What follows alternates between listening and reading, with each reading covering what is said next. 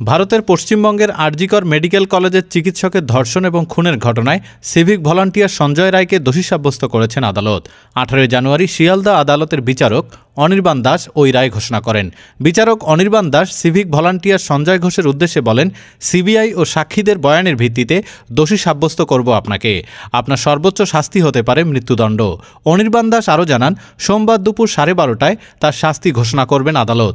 এ সময় সঞ্জয় কথা বলতে চাইলে আদালত বলে, আপনার কথা সোমবার শোনা হবে। শিয়ালদহের অতিরিক্ত জেলা ও সেশন আদালত 160 পৃষ্ঠার রায়ে সঞ্জয় রায়কে ধর্ষণ, খুন ও মৃত্যুর কারণ ঘটানোর জন্য ভারতীয় দণ্ডবিধিতে দোষী সাব্যস্ত করে। এর মধ্যে রয়েছে সহিংসতার ধারা।